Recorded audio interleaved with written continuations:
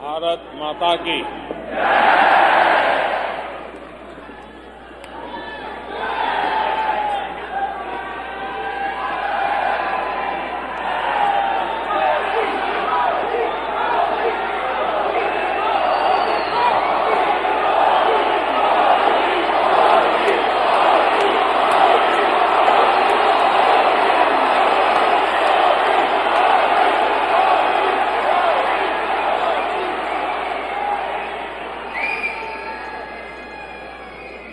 America में बसे हुए मेरे प्यारे भाइयों और बहनों,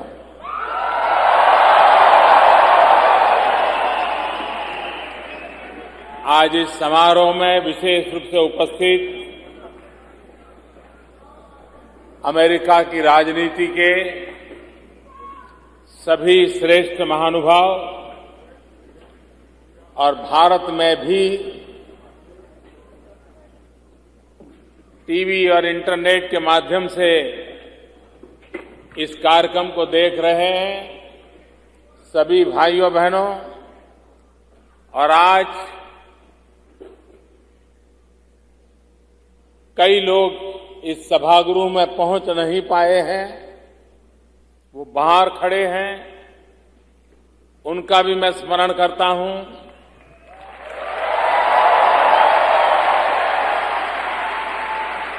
और आप सबको नवरात्रि की बहुत बहुत शुभकामनाएं।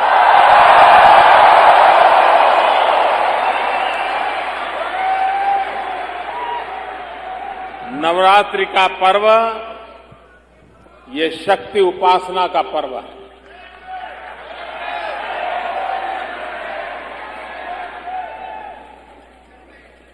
नवरात्रि का पर्व शुद्धिकरण का पर्व है। नवरात्रि का पर्व समर्पण भाव को अधिक तीव्र बनाने का पर्व है। ऐसे पावन पर्व पर मुझे आप सब मिलने का अवसर मिला है। मैं बहुत भाग्यशाली हूं कि मेरे देशवासी जिन्होंने हजारों मील दूर यहां रह करके भारत की इज्जत को बढ़ाया है,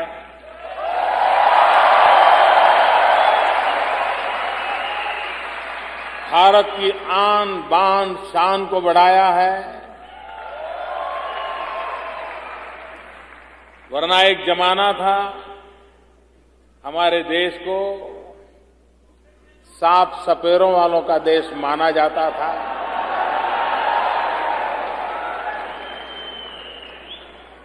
अगर आप न होते, हमारे देश की युवा पीढ़ी न होती,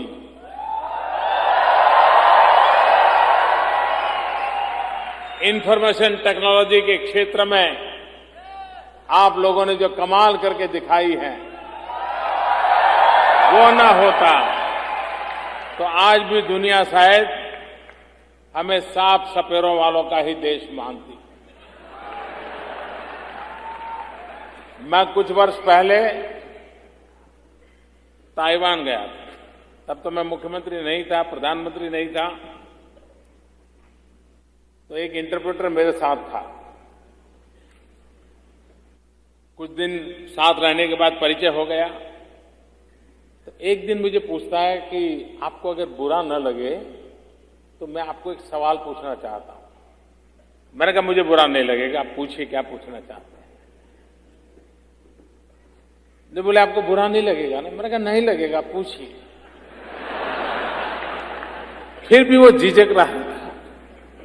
फिर मुझे कह रहा था कि मैंने सुना है कि भारत में तो काला जादू होता है, ब्लैक मैजिक होता है, सांप सपेरे का देश है, लोग सांप को ही खेल करते रहते हैं, यही है क्या?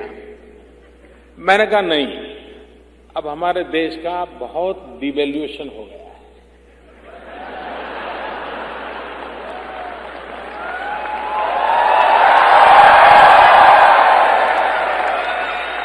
मैंने कहा हमारे पूर्वज तो सांप के साथ खेलते थे, लेकिन हम माउस के साथ खेलते हैं।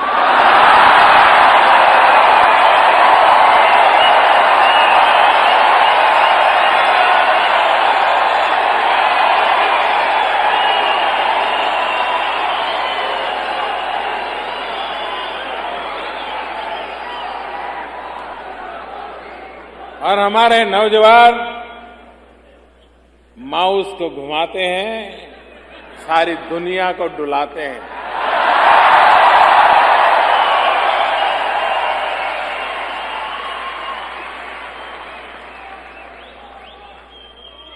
आप सबने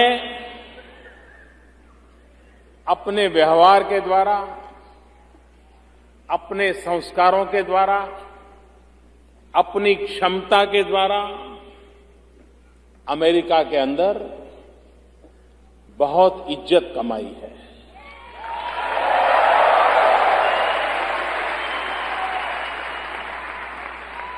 आपके माध्यम से न सिर्फ अमेरिका में, लेकिन अमेरिका में बसने वाले और देशों के लोगों के कारण भी दुनिया में भी भारत के लिए एक सकारात्मक पहचान बनाने में आपकी बहुत बड़ी अहम भूमिका रही।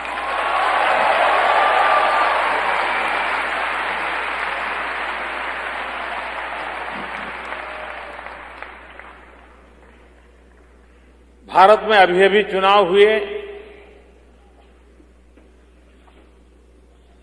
आप में से बहुत लोग होंगे जिनको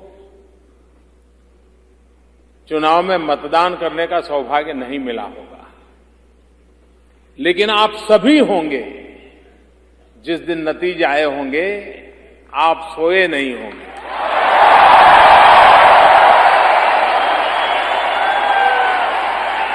यहां एक भी व्यक्ति ऐसा नहीं होगा जो उस रात सोया पाया।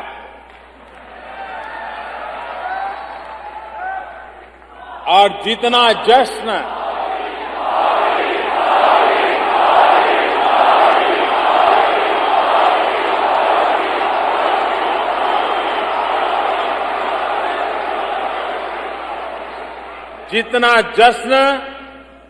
हिंदुस्तान मना रहा था, उससे भी कई गुना ज्यादा जश्न दुनिया भर में फैला हुआ भारतीय समाज मना रहा था।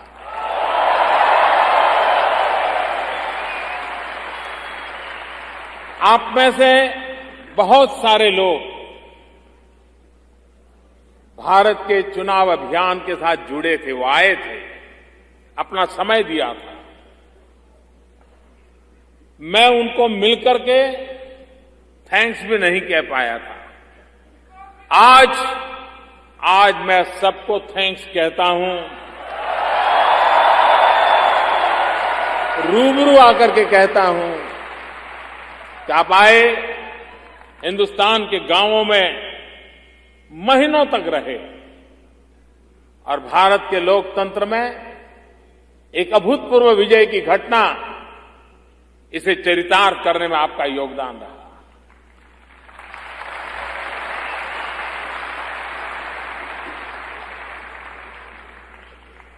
तीस साल के बाद,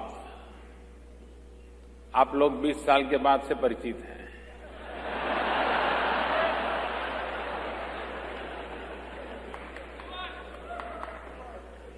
30 साल के बाद पहली बार भारत में पूर्ण बहुमत के साथ सरकार बनी।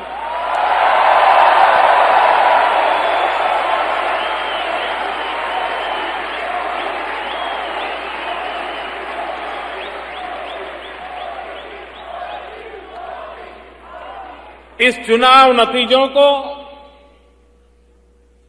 हिंदुस्तान के किसी पॉलिटिकल पंडित के गले ये परिणाम नहीं उतरते थे।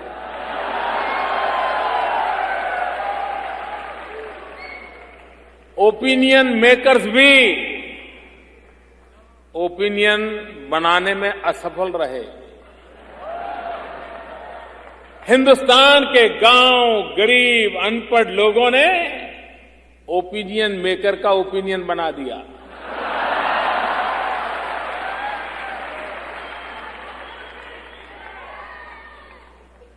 गरीब से गरीब व्यक्ति की भी लोकतंत्र में कितनी निष्ठा है, लोकतंत्र में उसकी कितनी अहमियत है, इसका उदाहरण ये भारत के चुनाव ने बताया है।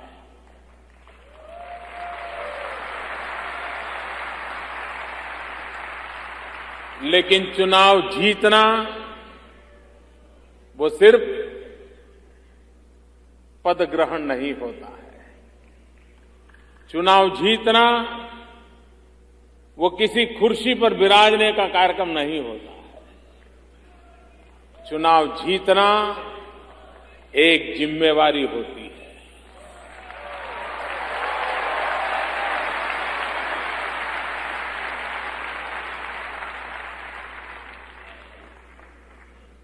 और मैं जब से मैंने इस कार्य का दायित्व संभाला है, 15 मिनट भी वैकेशन नहीं लिया है।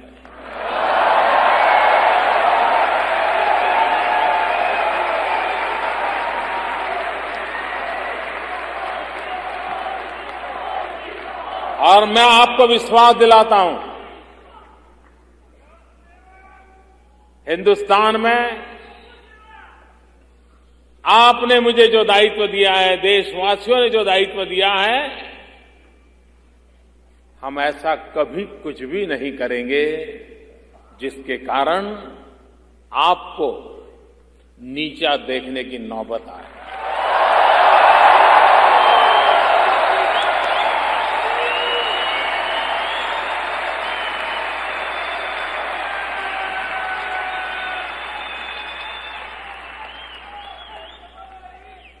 हमारे देश में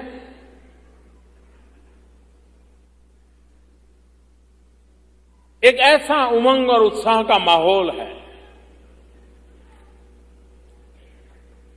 देश के लोग बदलाव चाहते हैं, देश बदलाव चाहता है।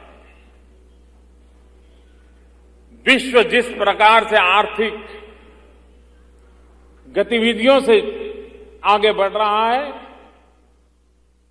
भारत का गरीब से गरीब व्यक्ति भी कहने लगा है कब तक ऐसे जिएंगे। वो बदलाव चाहता है। और मेरे प्यारे देशवासियों, मैं आपको विश्वास दिलाता हूं, भारत की आर्थिक स्थिति को बदलने में, भारत के सामाजिक जीवन में सामर्थ्य देने में, भारत के व्यक्तिगत जीवन में क्वालिटी ऑफ लाइफ के लिए आपने जिस सरकार को चुना है, वो कोई कमी नहीं रखेगी।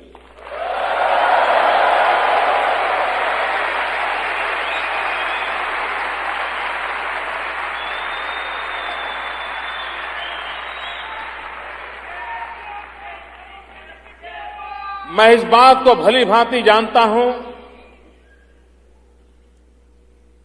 कि यहां बैठे हुए आप सबके मन में भी भारत से बहुत सारी अपेक्षाएं हैं।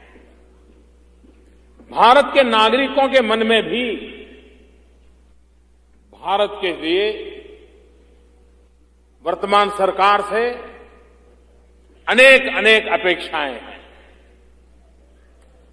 लेकिन मैं विश्वास से कह सकता हूं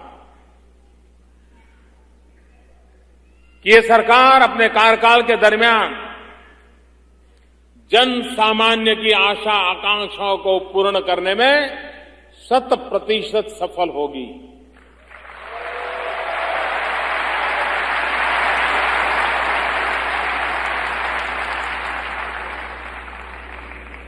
जब मैं गुजरात का मुख्यमंत्री था तो एक बार मैंने कार्यक्रम में कहा था, मैंने कहा जिसको हिंदुस्तान वापस आना है जल्दी आइए, देर मत कीजिए।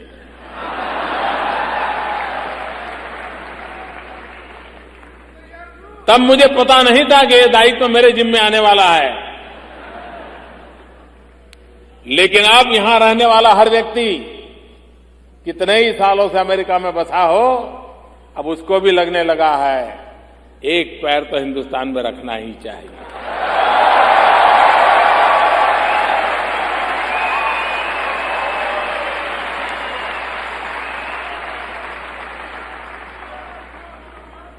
मेरे प्यारे देशवासियों, सारा विश्व इस बात में कन्विंस है कि 21वीं सदी एशिया की सदी है।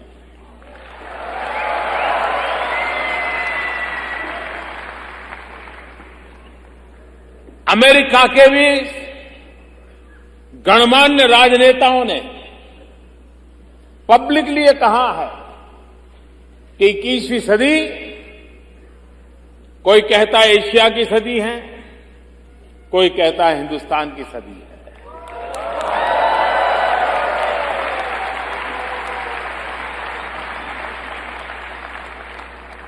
और ये ऐसे ही नहीं कहा जाता। भारत के पास वो सामर्थ्य है,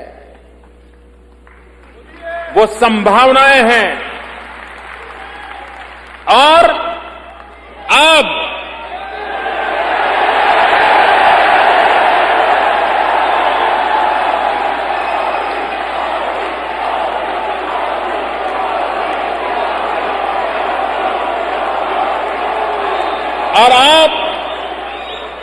संजोग भी है।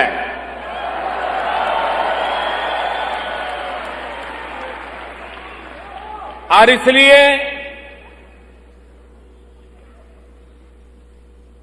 अब कल्पना कीजिए, आज हिंदुस्तान दुनिया का सबसे नौजवान देश है।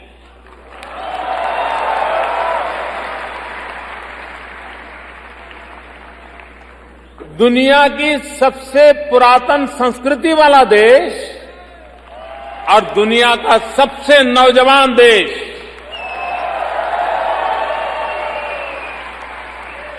एक ऐसा अद्भुत मिलन है, एक ऐसा अद्भुत संयोग पैदा हुआ है। आज भारत में 65% पॉपुलेशन 35 एज ग्रुप से नीचे है।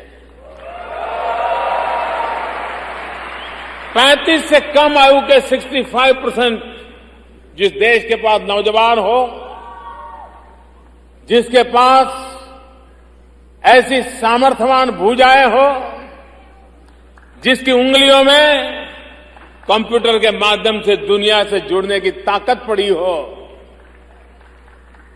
जिस देश का नौजवान अपने सामर्थ्य से अपना भविष्य बनाने के लिए कृतसंकल्प हो, उस देश को पीछे मुड़ करके देखने की आवश्यकता नहीं।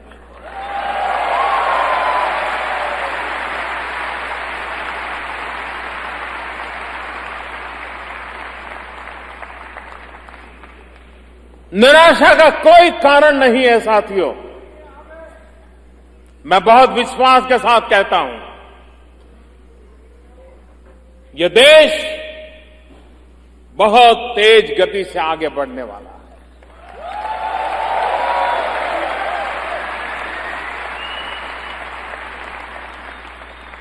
इन नौजवानों के सामर्थ्य से आगे बढ़ने वाला है। भारत के पास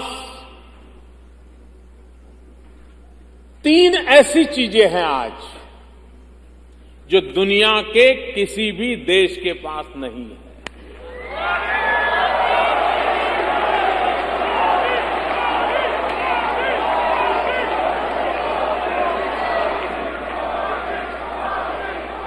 लेकिन हमारा दायित्व तो बनता है कि हमारी इन 3 शक्तियों को हम पहचानें, हमारी इन 3 शक्तियों को विश्व के सामने हम प्रस्तुत करें, हमारी इन 3 शक्तियों को एक दूसरे के साथ जोड़ करके मोबिलाइज करें, तीव्र गति से आगे बढ़े। वो 3 चीजें हैं। जब 125 करोड़ देशवासियों ने आशीर्वाद दे दिया तो वो ईश्वर का ही आशीर्वाद होता है।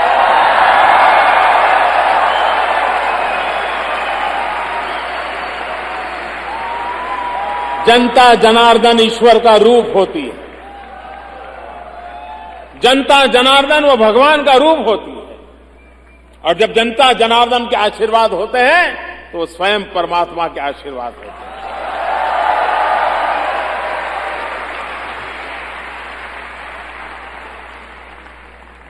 वो 3 चीजें जिसके लिए भारत गर्व कर सकता है और जिसके आधार पर भारत आगे बढ़ सकता है। एक, डेमोक्रेसी, लोकतंत्र। ये हमारी सबसे बड़ी ताकत है, सबसे बड़ी पूंजी है। मैं देख रहा था जब चुनाव अभियान, मई महीने की भयंकर गर्मी, बदन पे कपड़े न हो ऐसा गरीब व्यक्ति भी उन जनसभाओं को सुनने के लिए पहुंचता था, उस आशा के साथ पहुंचता था यही लोकतंत्र है जिस लोकतंत्र के माध्यम से वो अपनी आशा आकांक्षाओं को पूर्ण कर पाएगा।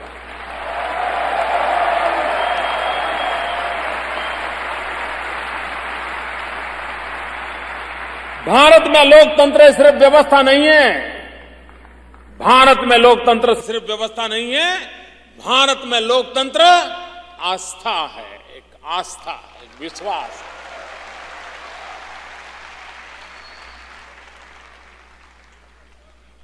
दूसरी ताकत है डेमोग्राफिक डिविडेंड। जिस देश के पास 35 से कम उम्र के 65% नौजवान हो, इससे बड़ा उस देश को क्या चाहिए? इससे बड़ी क्या संपदा हो सकती है? और तीसरी बात, डिमांड। पूरा विश्व भारत की तरफ नजर कर रहा है। क्यों? क्योंकि उसे मालूम है 125 करोड़ का देश है, बहुत बड़ा बाजार है, बहुत ज्यादा डिमांड है।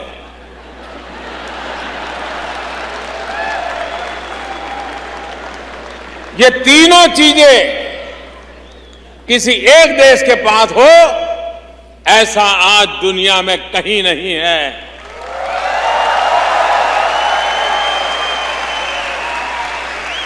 और इसी सामर्थ्य के आधार पर,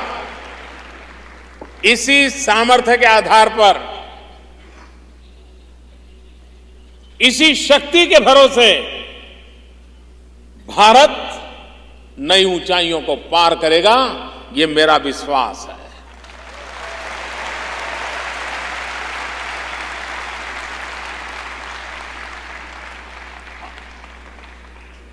अमेरिका दुनिया का सबसे पुराना लोकतंत्र है।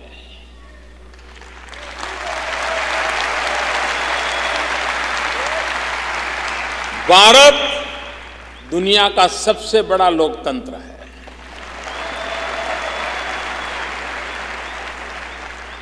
सारी दुनिया के लोग अमेरिका में आकर के बसे हैं।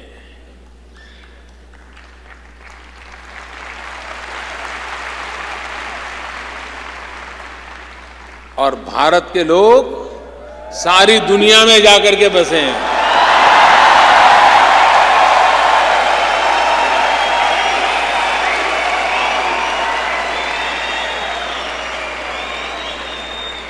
दुनिया का कोई कोना नहीं होगा जहां आपको भारतीय न मिले। अमेरिका का कोई शहर ऐसा नहीं है जहां दुनिया का कोई नागरिक न मिले। कितनी मिली जुली बातें हैं। और इसलिए भाइयों बहनों,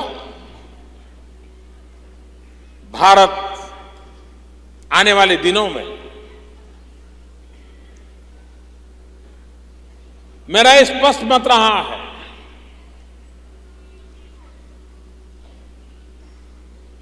कि सरकारें विकास नहीं कर पाती है। सरकार ज्यादा से ज्यादा अपनी स्कीम लागू कर सकती है, रोड बना लेगी, अस्पताल बना लेगी, स्कूल बना लेगी, उसकी बजट की सीमाएं होती है। विकास तब होता है जब जन भागीदारी होती है।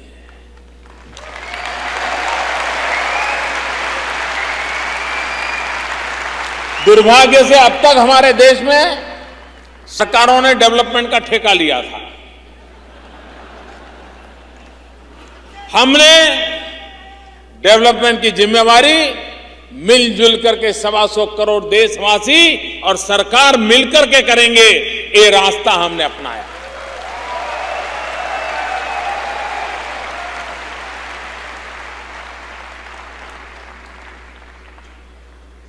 हमारे देश में एक और दिक्कत है, और अगर देश को प्रगति करनी है तो सरकार का दायित्व बनता है गुड गवर्नेंस। आप लोग भी, आपकी क्या शिकायत होती होगी? यही ने साहब एयरपोर्ट पर उतरे थे, ऐसा हुआ।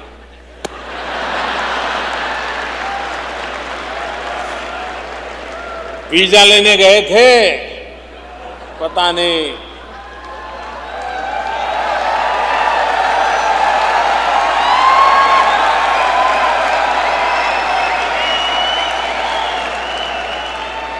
भले ही मैं हजारों मील दूर रहता हूं आपसे, लेकिन आपके दर्द को भी भली भांति जानता हूं।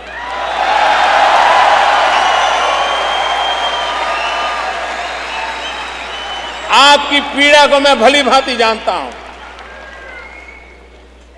और इसलिए भाइयों बहनों, हमारी ये कोशिश है कि हम विकास को एक जन आंदोलन बनाएं।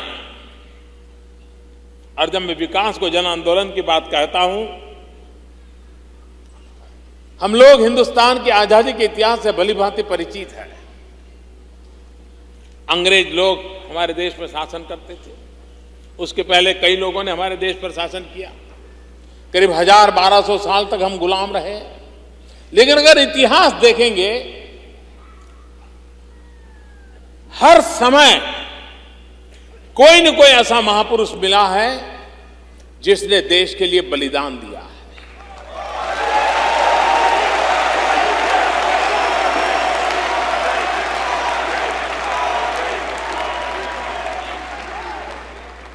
आप सिख परंपरा के सभी गुरुओं के नाम लो, एक के बाद एक देश के लिए कितना बलिदान,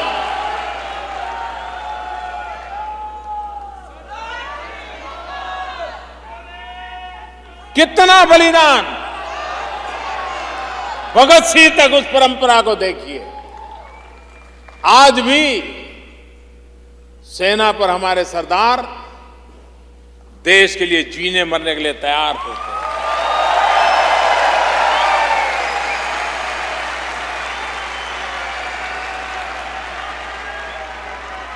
हर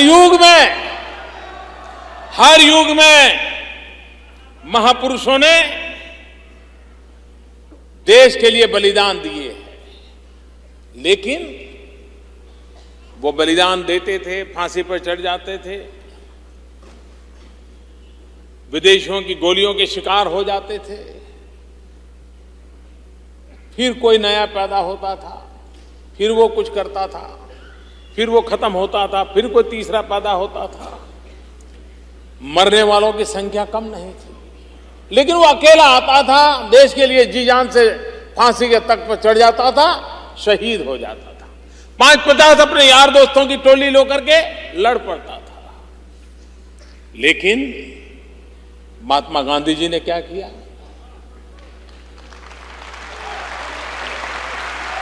महात्मा गांधी जी ने आजादी को जन आंदोलन बना दिया। कोई खादी पहनता है तो आजादी के लिए पहनता है, कोई किसी बच्चे को पढ़ाता है तो आजादी के लिए पढ़ाता है, कोई किसी भूखे को खाना खिलाता है तो आजादी के लिए खिलाता है, कोई सफाई करता है, झाड़ू लगाता है तो आजादी। उन्होंने हर व्यक्ति को उसकी क्षमता के अनुसार ये दिशा दी, ये सामर्थ्य दिया, और हर हिंदुस्तानी को लगने लगा कि मैं भी आजादी की लड़ाई लड़ रहा हूं। ये महात्मा गांधी का सबसे बड़ा कंट्रीब्यूशन था। आजादी के जंग में पूरे हिंदुस्तान को, हर नागरिक को अपने काम के माध्यम से ही ये मैं देश के लिए करता हूं, ये भाव जगा करके आजादी के आंदोलन को एक नई ताकत दी थी। भाइयों बहनों, जिस प्रकार से आजादी का आंदोलन एक जन आंदोलन था, वैसे ही विकास ये जन आंदोलन बनना जरूरी है। हिंदुस्तान के 125 करोड़ देशवासियों को लगना चाहिए कि मैं बच्चों को अच्छी तरह शिक्षा देता हूं, मैं भले शिक्षक हूं, मैं देश की सेवा कर रहा हूं, मैं प्रधानमंत्री से भी अच्छा काम कर रहा हूं।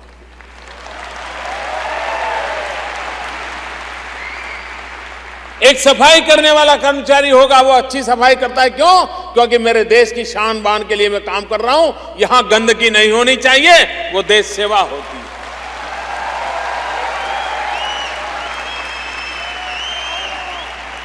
एक डॉक्टर भी गरीब परिवार के मरीज की सेवा करेगा और सेवा भाव से करेगा, गरीब की जिंदगी भी मूल्यवान होती है, तो वो डॉक्टर भी राष्ट्रभक्ति के लिए काम करता है।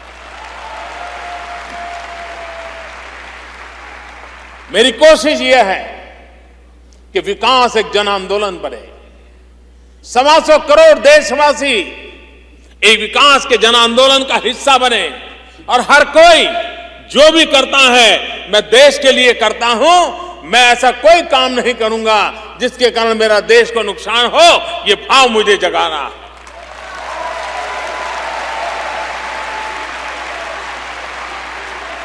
और मुझे विश्वास है कि फिर एक बार वो दिन आए हैं, फिर एक बार वो माहौल बना है, हर कोने में हिंदुस्तानी को लगता है कि अब देश को आगे ले जाना है। और इसी 125 करोड़ देशवासियों की इच्छा शक्ति, यही मेरा संबल है, यही मेरी ताकत है, इसी पर मेरा भरोसा है, जिसके कारण 21वीं सदी का नेतृत्व हिंदुस्तान करने की पूरी संभावना है।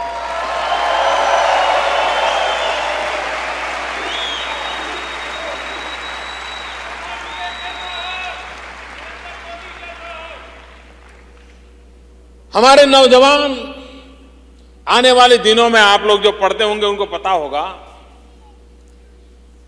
2020 के समय आते आते दुनिया में इतनी बड़ी मात्रा में वर्कफोर्स की जरूरत पड़ने वाली है, उनके यहां सब बूढ़े लोग होंगे।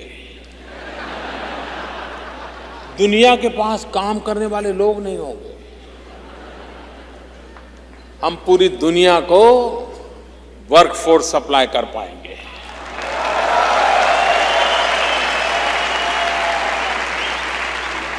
आज पूरे विश्व को नर्सिंग क्षेत्र में इतनी मांग है, अगर भारत से हम नर्सिंग की ट्रेनिंग करके दुनिया में भेजें, उनके लिए बहुत बड़ा अवकाश है। आज विश्व को टीचर्स की मांग है, मैथ्स और साइंस के टीचर नहीं मिल रहे हैं। क्या भारत एक टीचर एक्सपोर्ट नहीं कर सकता है? जिस देश के पास नौजवान हो, उन नौजवानों की क्षमता बढ़ा करके विश्व में जिस प्रकार के मैन पावर की जरूरत है, भारत अपनी युवा शक्ति के माध्यम से दुनिया में छा जा सकने की ताकत रखता है, दुनिया में अपनी जगह बनाने की ताकत रखता है।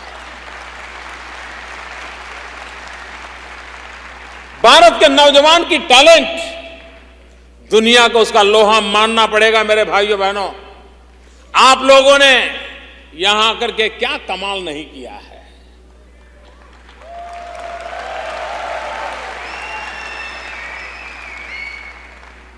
आखिरकार जो अनाज खा करके आप आए हैं, जो अनाज पानी पी करके आप आए हैं, वही तो अनाज पानी हम भी तो खा रहे हैं।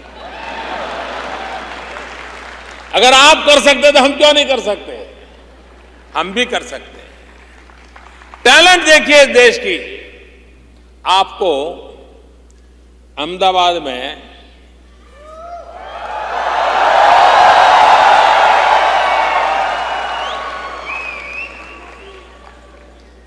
अगर 1 किलोमीटर ऑटो रिक्शा में जाना है तो करीब 10 रुपया खर्चा होता है।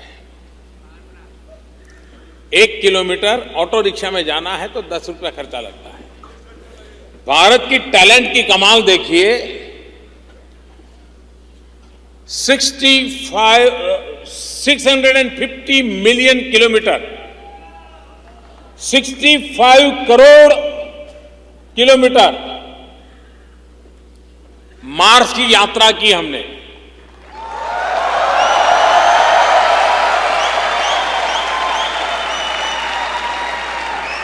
और सारा इंडिजीनियस छोटे छोटे कारखानों में पुर्जे बने थे, उसको इकट्ठा कर करके मार्स का प्रयोग किया गया। अहमदाबाद में 1 किलोमीटर ऑटो रिक्शा में जाना है तो 10 रुपया लगता है। हमें मार्स पर पहुंचने में सिर्फ 7 रुपया लगा 1 किलोमीटर का।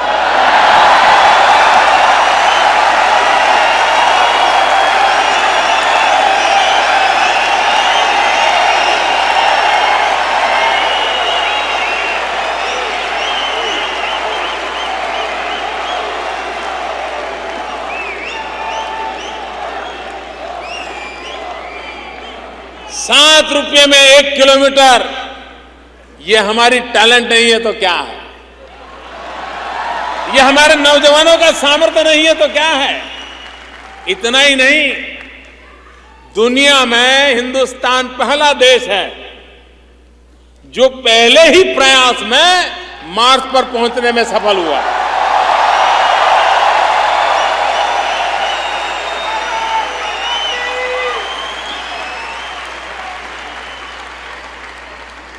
और अमेरिका और भारत नीचे ही बात कर रहे हैं, ऐसा नहीं है, मार्स में भी बात कर रहे हैं।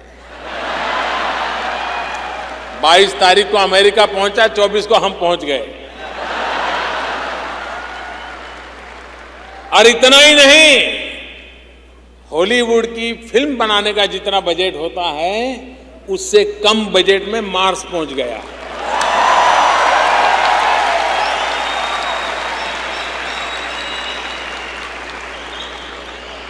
जिस देश के पास ये टैलेंट हो, जिस देश के पास ये सामर्थ्य हो, वो देश कई नई ऊंचाइयों को पार कर सकता है। और उसको पार करने के लिए हमने एक बीड़ा उठाया है, स्किल डेवलपमेंट।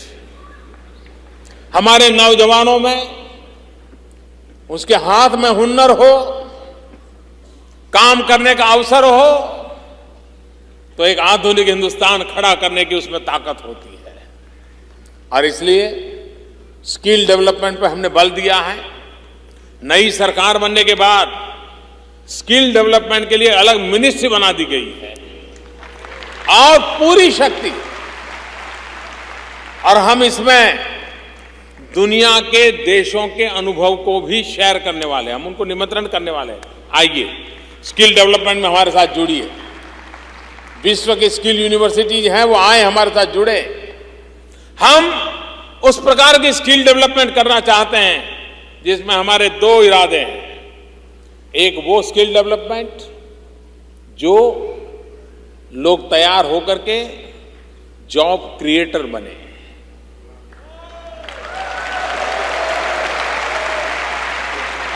दूसरा वो जिनकी जॉब क्रिएटर बनने की संभावना नहीं है, लेकिन जो जॉब पाने के लिए पहली पसंद में पसंद हो जाए, उस प्रकार का वो नौजवान तैयार है।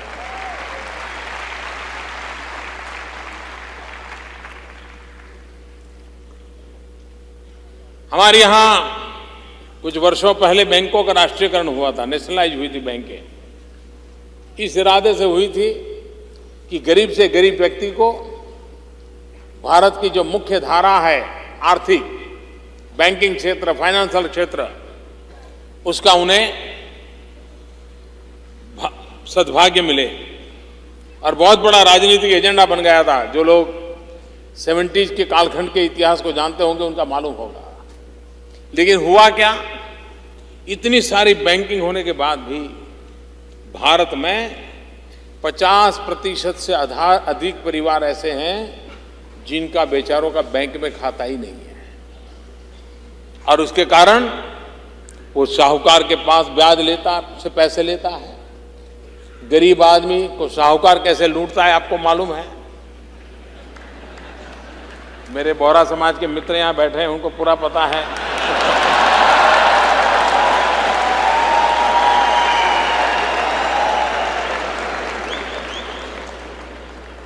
साहूकार के पास इतना ब्याज देते देते वो बेचारा भर नहीं पाता है, आखिरकार आत्महत्या करने के कगार पे आ जाता है। क्या सरकार का धन गरीब के लिए काम नहीं आना चाहिए? क्या सरकारी खजाना गरीबों की भलाई के लिए नहीं उपयोग होना चाहिए? क्या सरकारी खजाना सिर्फ अमीरों के लिए होना चाहिए? और इसलिए हमने एक आते ही प्रधानमंत्री जन धन योजना को लॉन्च किया। और मैं आज बड़े गर्व के साथ कहता हूं, सरकार चलती है। इसका सबूत क्या?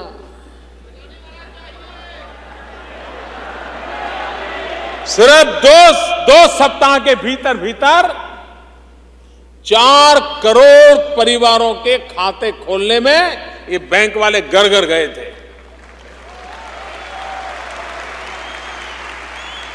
आपने कभी सोचा है कि बैंक वाला आपके घर आए? पोस्ट वाला तो आता है बेचारा, बैंक वाला कभी नहीं आता है। स्थिति बदली जा सकती है, लोगों को मोटिवेट किया जा सकता है और परिणाम प्राप्त किया जा सकता है। और हमने ये कहा था कि 0 बैलेंस से हम अकाउंट खोलेंगे। लेकिन मेरे देश के नागरिकों की ईमानदारी देखिए। मोदी ने भले ही कहा 0 बैलेंस से खोलूंगा, लेकिन इन नागरिकों ने 1500 करोड़ रुपया बैंक में जमा करवाया।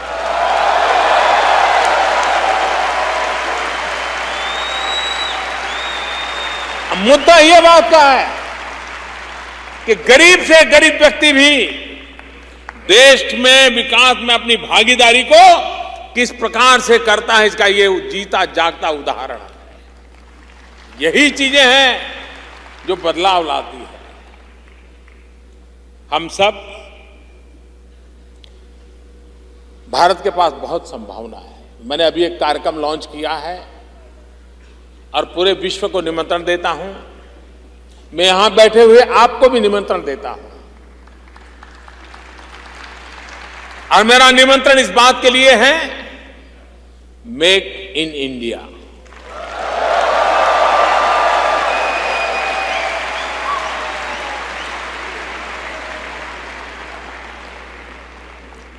अगर आज आपको ह्यूमन रिसोर्स चाहिए, आपको इफेक्टिव गवर्नेंस चाहिए, अगर आपको लो कॉस्ट प्रोडक्शन चाहिए, तो भारत से बड़ी कोई अवसर की जगह नहीं हो सकती भाइयों। हम इस पर बल दे रहे हैं। और मेक इन इंडिया के लिए आखिरकार बाहर से लोग आते समय क्या कहते हैं, साहब आते तो है लेकिन सरकार में इतने धक्के खाने पड़ते हैं, इधर जाए उधर जाए। अब मैं आपको कहता हूं, वो दिन चले गए।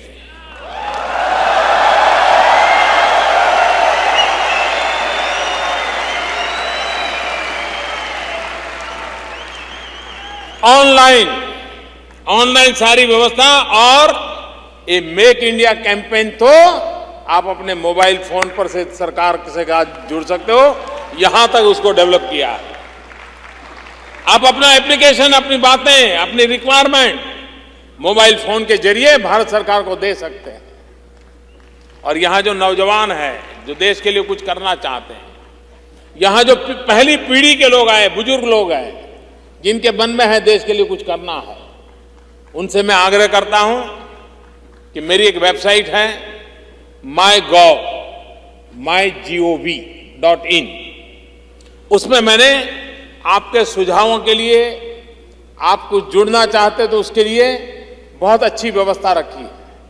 मैं चाहता हूं कि आप इसको आज यहां से जाने के बाद जरा चेक कीजिए और देखिए कि आप कहां मेरे साथ जुड़ सकते हैं। आप आइए,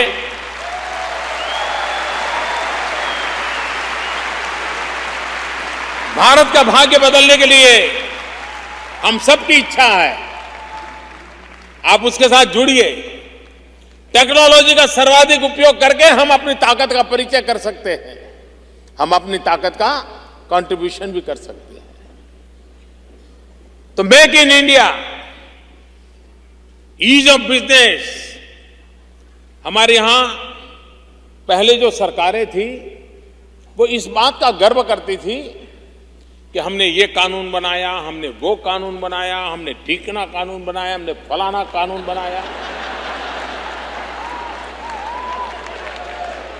आपने पूरे चुनाव के कैंपेन में देखा होगा, यही बात चलती थी, हमने ये कानून बनाया, हमने वो कानून बनाया। मैंने काम दूसरा शुरू किया है। मैंने कानून जितने पुराने हैं, बेकार है, सबको खत्म करने का शुरू किया।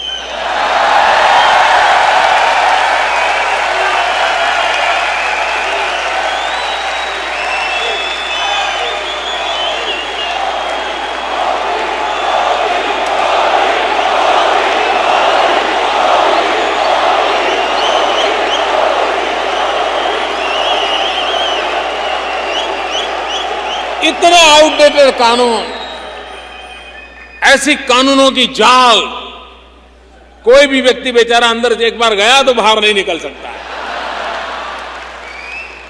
मैंने स्पेशली एक एक्सपर्ट लोगों की कमेटी बनाई है, उनको कहा है निकालो। अगर हर दिन एक कानून मैं खत्म कर सकता हूं तो मुझे सबसे ज्यादा आनंद होगा।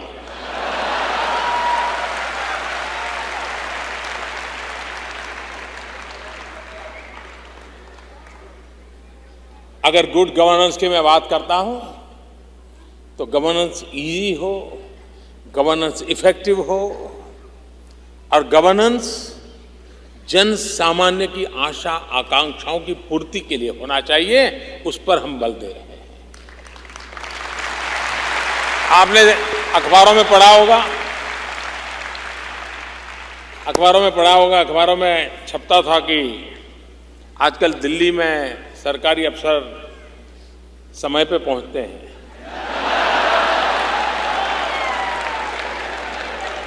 अब मुझे बताइए भैया, ये कोई न्यूज है क्या? ना ये कोई न्यूज है क्या? लेकिन हमारे देश में एक खबर थी कि सरकारी अफसर समय पे दफ्तर जाते हैं। ये समाचार मुझे इतनी पीड़ा देते थे कि क्या समय पे जाना ये जिम्मेवारी नहीं है क्या?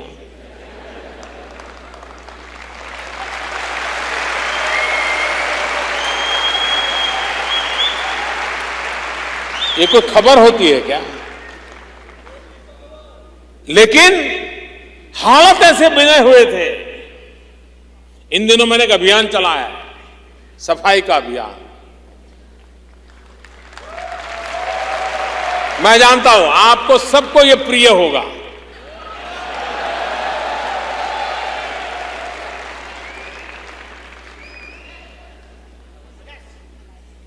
लोगों को लगेगा कि प्रधानमंत्री को तो कितने बड़े बड़े काम करने चाहिए। ये काम ये कोई प्रधानमंत्री को करने वाले काम है? भाइयों, मैं नहीं जानता हूं करने वाले है या नहीं है, लेकिन मैंने तय किया है मैं टॉयलेट बनाने का काम करूंगा।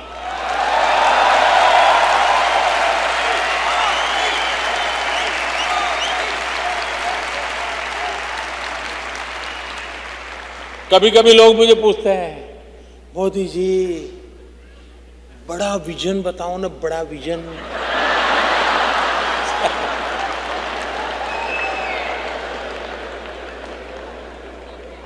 मैंने उनको कहा, भाई देखिए, मैं चाय बेचते बेचते यहां आया हूं।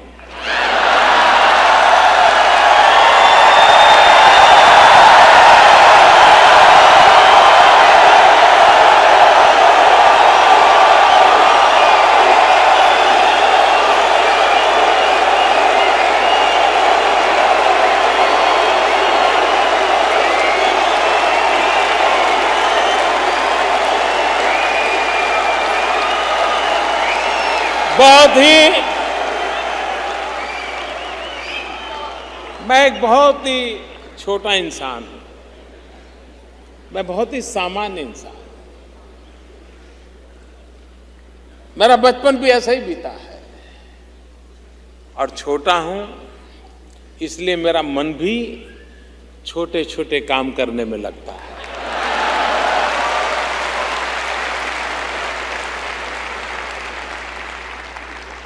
और छोटे छोटे लोगों के लिए काम करने में मेरा मन लगता है।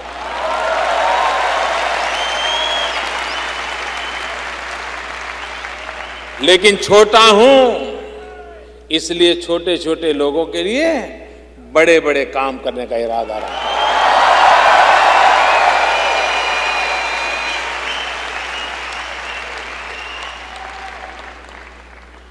आप देखिए, हमारे देश में गंगा,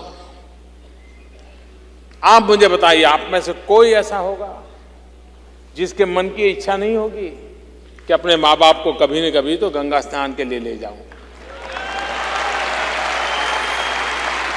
हर एक के मन की इच्छा रही होगी। लेकिन जब पढ़ता है कि गंगा इतनी मैली हो गई है, तो उसको लगता है क्या करें। आप मुझे बताइए भैया, हमारी गंगा शुद्ध होनी चाहिए कि नहीं होनी चाहिए? गंगा साफ होनी चाहिए कि नहीं होनी चाहिए? गंगा सफाई में सारे देशवासियों ने मुझे मदद करनी चाहिए कि नहीं करनी चाहिए? आप लोगों ने भी गंगा सफाई में मेरी मदद करनी है कि नहीं करनी है? पक्का करोगे? भाइयों बहनों, हजारों करोड़ रुपया अब तक खर्चा हो चुका है।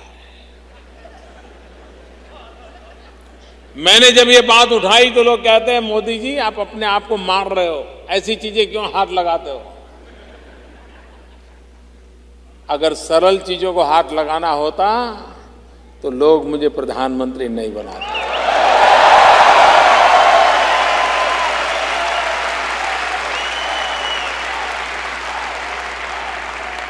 मुश्किल कामों को हाथ लगाने के लिए तो मुझे बनाया है। और मेरी 125 करोड़ देशवासियों की गंगा के प्रति जो आस्था है, उस आस्था में मेरी भी आस्था है।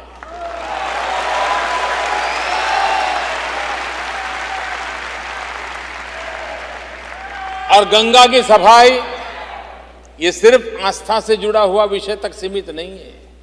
आज दुनिया में क्लाइमेट को लेकर के जितनी चिंता होती है, पर्यावरण को लेकर के जितनी चिंता होती है, उस दृष्टि से भी गंगा की सफाई आवश्यक है।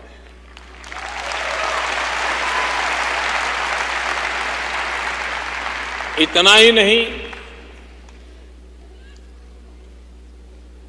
गंगा के किनारों की जो अवस्था है, उत्तराखंड हो, उत्तर प्रदेश हो, बिहार हो, बंगाल हो, करीब करीब भारत की 40% जनसंख्या की आर्थिक गतिविधि ये गंगा मैया पर निर्भर है।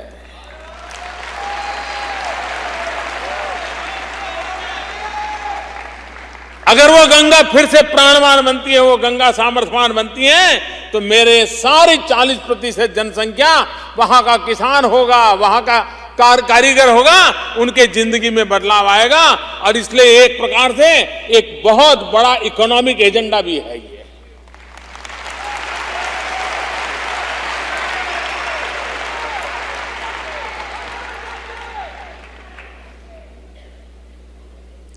एक 150 वर्ष हो रहे हैं महात्मा गांधी को। 2019 में महात्मा गांधी की 150वीं जयंती आ रही है। महात्मा गांधी ने हमें आजादी दी। हमने महात्मा गांधी को क्या दिया? मुझे बताइए, ये सवाल हमें हर हिंदुस्तानी अपने आप को पूछना चाहिए कि नहीं पूछना चाहिए? जिस गांधी ने हमको आजादी दी, उस गांधी को हमने क्या दिया? कभी गांधी मिल जाएंगे तो पूछेंगे तो जवाब कुछ दे पाएंगे क्या? और इसलिए 2019 में जब महात्मा गांधी के 150 हो, तब पूरा भारत ये संकल्प करे, हम महात्मा गांधी को जो सबसे प्रिय जो चीजें थी, एक उनको प्रिय था हिंदुस्तान की आजादी, और दूसरा उनको प्रिय था सफाई। गांधी जी स्वच्छता में कभी कॉम्प्रोमाइज नहीं करते थे, कभी कॉम्प्रोमाइज नहीं करते थे, बड़े अड़िग रहते थे। गांधी जी ने हमें आजादी दिलाई, भारत मां को गुलामी की जंजीरों से मुक्त किया। क्या भारत मां को गंदगी से मुक्त करना है हमारी जिम्मेवारी है कि नहीं है? क्या हम 2019 में जब गांधी की 150वीं जयंती आए, तब महात्मा गांधी के चरणों में स्वच्छ साफ सुथरा हिंदुस्तान उनके चरणों में दे सकते हैं कि नहीं दे सकते? जिस महापुरुष ने हमें आजादी दी, उस महापुरुष को हमें दे सकते हैं कि नहीं दे सकते? देना चाहिए कि नहीं देना चाहिए? ये जिम्मेवारी उठानी चाहिए कि नहीं उठानी चाहिए? अगर एक बार 125 करोड़ देशवासी तय कर लें कि मैं गंदगी नहीं करूंगा, तो दुनिया की कोई ताकत नहीं है जो हिंदुस्तान को गंदा कर सकती है।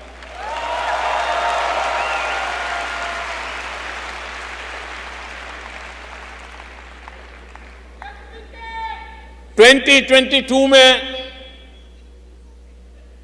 हमारी आजादी के 75 साल होंगे। हमारे यहां जब 75 साल होते हैं जीवन में, बड़ा महत्वमय होता है। भारत की परंपरा में 75 साल बड़े महत्वपूर्ण माने जाते हैं। आजादी के 75 साल कैसे मनाए जाए, अभी से तैयारी क्यों ना करें? हमारे मन में एक सपना है, और आप सबके आशीर्वाद से वो सपना पूरा होगा। मेरे मन में सपना है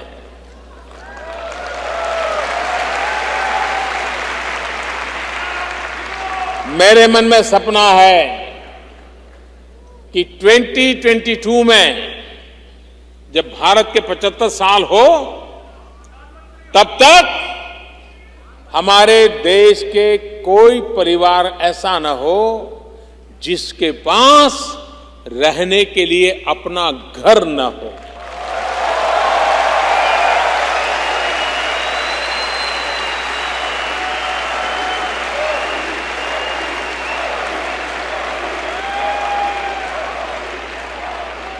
ये ऐसी छोटी छोटी बातें मैं आपको बता रहा हूं, लेकिन यही छोटी छोटी बातें हैं जो भारत का भाग्य बदलने वाली है। और उस भाग्य बदलने के काम में हम सब मिलकर के जुड़े। 2015 अगले वर्ष बड़ा महत्वपूर्ण वर्ष है। आप सब प्रवासी भारतीय हैं, क्योंकि आप भारत से बाहर आए हैं। आपकी तरह एक M.K. गांधी भी, मोहनलाल करमचंद गांधी, ये भी प्रवासी भारतीय थे।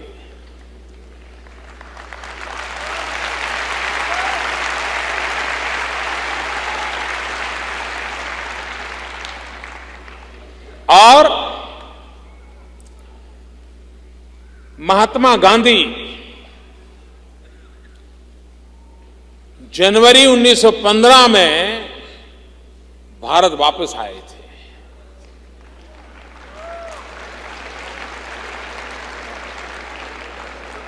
जनवरी 2015 गांधी के भारत आने को 100 साल हो रहे हैं।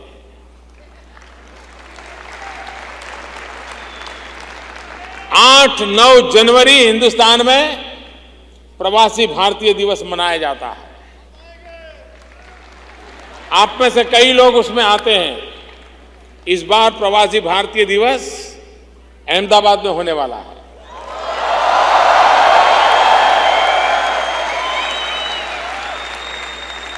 और महात्मा गांधी के भारत वापिस आने को शताब्दी हो रही है और इसलिए हर प्रवासी भारतीय जो कि हिंदुस्तान से बाहर गया है, महात्मा गांधी विदेश गए, बैरिस्टर बने, सुख वैभव की पूरी संभावनाएं थी, लेकिन देश के लिए जीना पसंद किया।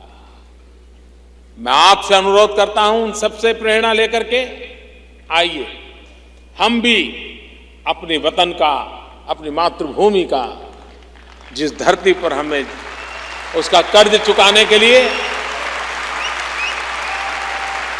अपनी तरफ से कोई न कोई प्रयास करें, अपने हिसाब से कोई न कोई कोशिश करें। कुछ बातें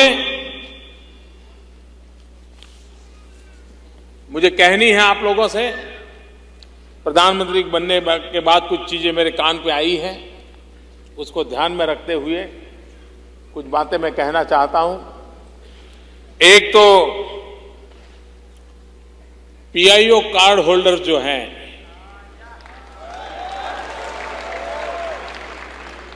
उनकी वीजा की कई समस्याएं हैं।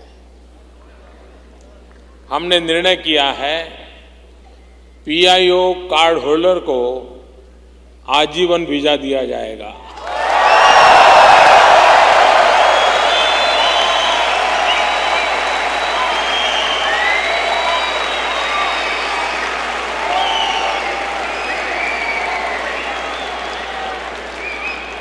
खुश?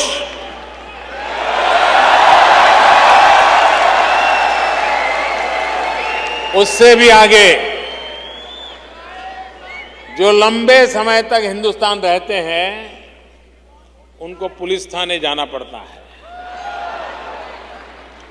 अब उनको पुलिस थाने जाना नहीं पड़ेगा।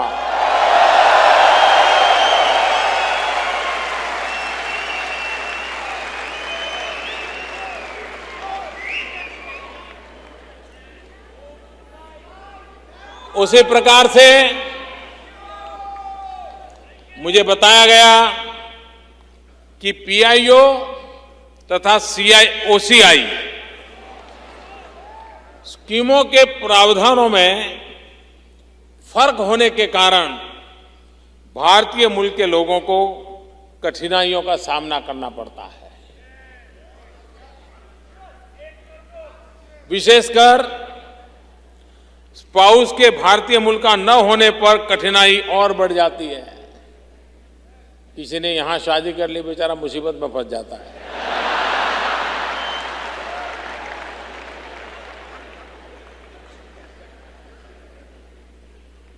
मेरे साथियों, मैं आपको खुशखबरी देता हूं कि कुछ ही महीनों में हम पीआईओ तथा ओसीआई स्कीम्स को मिलाकर के एक बना देंगे।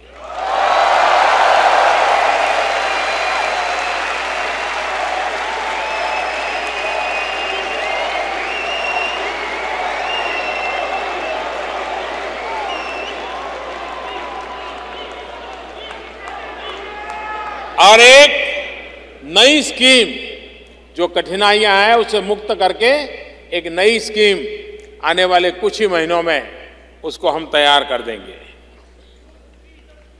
तीसरी बात है,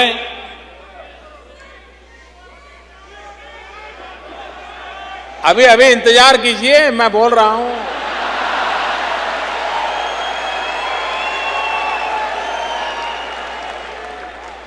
अमेरिका में हमारे दूतावास और कॉन्सुलेट भारत में पर्यटन की इच्छा से आने वाले यूएस नेशनल्स के लिए लॉन्ग टर्म वीजा प्रदान करेंगे।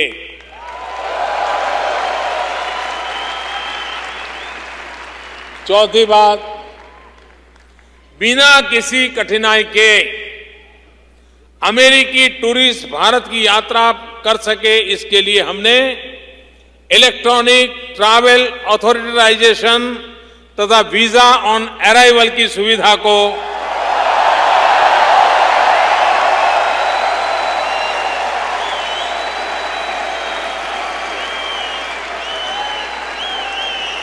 बहुत ही निकट भविष्य में इसको भी लागू कर देंगे।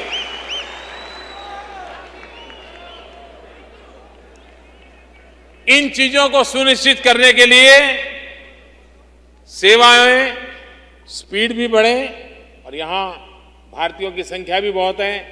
अब धन की इतनी मात्रा है कि हर छोटे मोटे काम में लोग आते जाते रहते हैं और जो आउटसोर्सिंग सर्विस है वो कम पड़ जाती है और इसलिए हमने कहा है कि आउटसोर्सिंग जो सर्विसेज हैं उसका दायरा बढ़ाया जाएगा ताकि आपको ज्यादा समय न जाए, ज्यादा कठिनाइयां न हो और सरलता से आपको वीजा प्राप्त हो। ये साफ साफ आपने कहा है और मुझे विश्वास है कि आपकी जो कठिनाइयां मेरे ध्यान में आई थी, मैंने यहां आने से पहले ही इस विषय में विस्तार से निर्णय करके इन चीजों को पूरा किया है। आप इतनी बड़ी मात्रा में आए, नवरात्रि के पवित्र त्योहार पर आए और मैं भी बोलता ही चला जा रहा हूं घड़ी की ओर।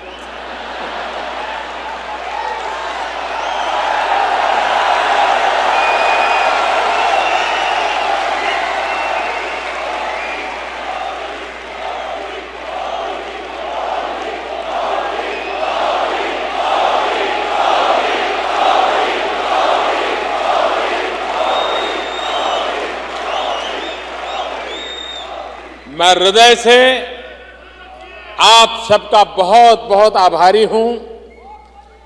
आपने मुझे बहुत प्यार दिया है। शायद मैं पिछले 15 साल से देख रहा हूं, शायद इतना प्यार हिंदुस्तान के किसी राजनेता को नहीं मिला।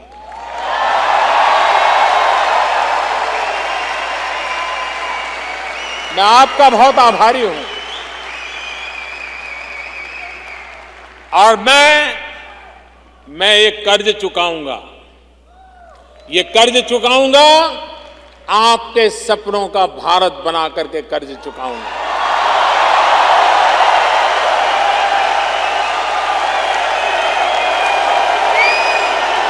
हम मिलकर के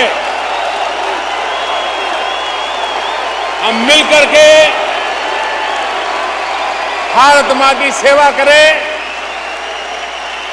हमसे जो हो सके हमारे देशवासियों के लिए करें, अपने वतन के लिए करें। जिस धरती में हमने जन्म लिया, जिस कुल में हमने शिक्षा पाई, हमसे जो हो सकता है हम सब करें। इसी एक अपेक्षा के साथ फिर एक बार हृदय से आप सबका बहुत बहुत धन्यवाद।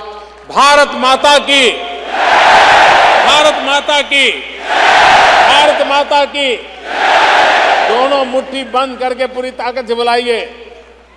अरे उपवास मेरे हैं, आपके थोड़े हैं।